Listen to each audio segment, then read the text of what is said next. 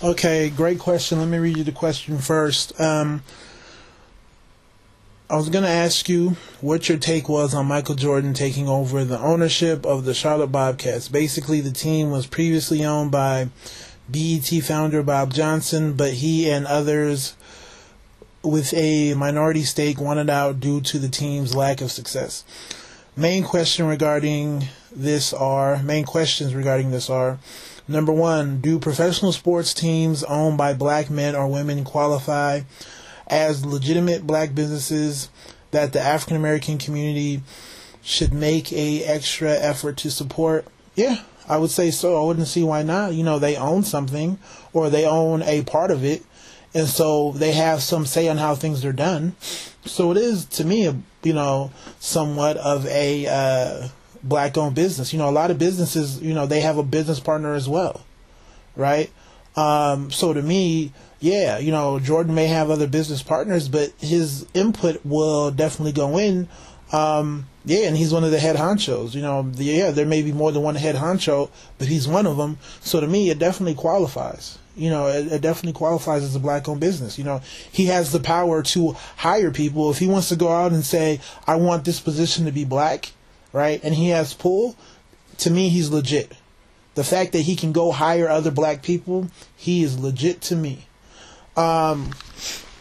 Two, should black people from Charlotte and Carolina care whether their franchise succeeds or fails? They should definitely care. Whenever you have a good sports team, that helps you out. Okay? Simply put, it helps you out. It draws people in. It gives people work. Let me tell you something. Around the Staples Center, they have LA Live, which is, they have a movie theater and different restaurants and different things people can do. Okay? So when there's a game going on, those restaurants are packed full. Full. All that money being made. People get hired. Okay, all the different smaller parking lots that charge people $10 to park, $20 to park, make money, right? So if your team is good, people will come support. People will be in a good mood. After the game, people are going to get something to drink, something to eat, or people just want to be around the stadium. So money can be made, right? So yes, if you are in a town that has a sports team, you want your team to do well because they will draw people in, right? It's as simple as that. Third question. Do you believe part of the reason the Bobcats are not successful as the Hornets was due to the race of the owners? No. I feel like sometimes, what people don't know about sports, okay, back in the day, and I don't care what sport it was, you had owners who wanted to win. So oftentimes you would have, the owner who was like a billionaire, or a millionaire, and he would buy a sports team as a passion.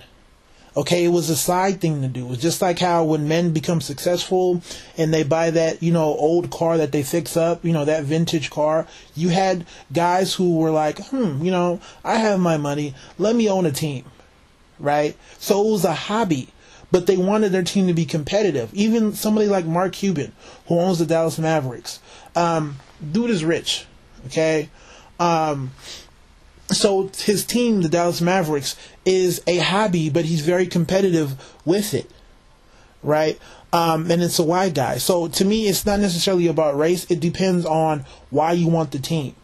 Now, you have a lot of owners now, and now you have, like I said, now you have the multiple owners now, but a lot of people just want to make money. So they don't care about winning or losing. They want to sell tickets, okay? Phoenix Suns is a prime example of a team that's not good. Phoenix Suns had Rajon Rondo, had, what's that boy's name from Atlanta Hawks? Oh my gosh, I'm losing his name. What is his name?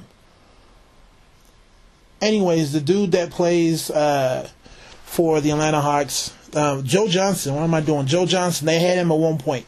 And for example, Joe Johnson, one of, to me, top 10 players in the league, is not on the Phoenix Suns because the owners didn't want to pay him. Okay? The owners want to make money. So it's not about winning and losing. Yeah, they want to win to a certain degree, okay, but at the same time they want to make money. They're not going to go into the hole so they can have, big name players and hope that they win and hope that translates into them making more money. They just want to make money. So you have owners where that is what they want to do. So if you look at Bob Johnson, okay, he left because they weren't successful. He wants to make money, right? But Jordan wants to win, right? Jordan has money. He doesn't need, any Charlotte Bobcat money. He doesn't need the money, right? He has all the money he can ever want. But he wants to win. He wants to be competitive. So that nature will translate over. So when they want to go after somebody, or if they need to re-sign a key player or a role player, he will do it because he wants to win. Right? You know how, Lakers, I think we have the highest payroll in the NBA, right? Why? Because we want to win. Right? You look at a team like Cleveland, who I don't even know how much they're going to give LeBron James next year, but they're going to pay it to him because they want to win. Right? But there's certain teams that may not want to re-sign LeBron James, if he was on their team, because they want to make money.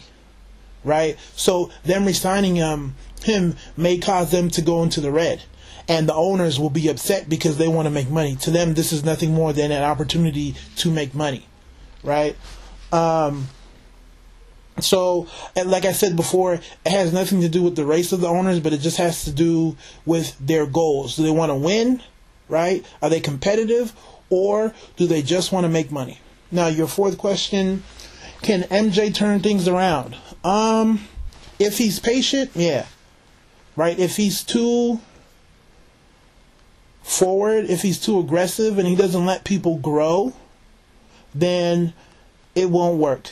But honestly, also you have to get lucky in the draft. I'm going to be real with you, right? It's hard to build a team, kind of like how maybe the Celtics did, where you're able to go out and get a free agent like Ray Allen and Kevin Garnett.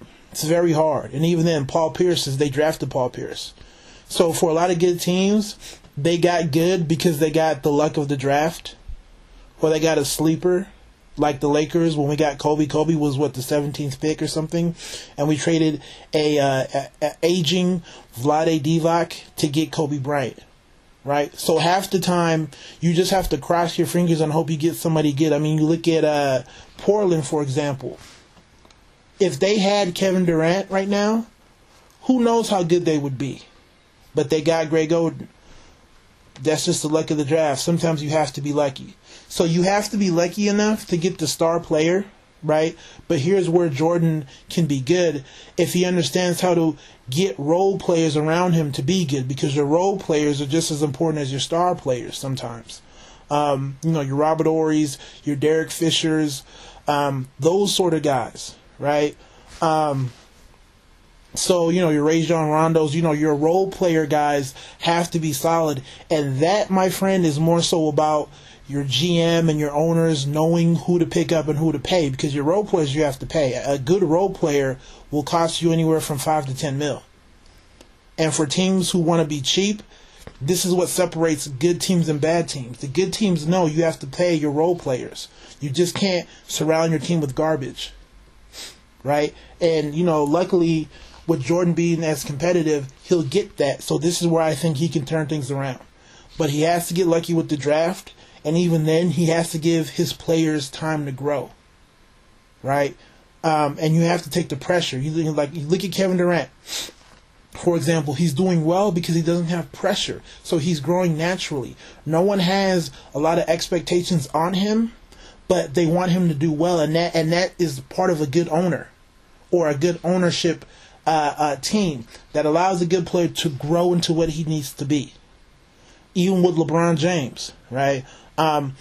If you look at footage from his first couple of years, he has got tremendously better, right? But that's because people were patient. So, Jordan is definitely more than capable of getting it done. So hopefully I was able to answer everything that you had. I love the question. I want to get your feelings on it as well. So, let me know how you feel. So, and of course everybody else do the same. Take it easy. God bless.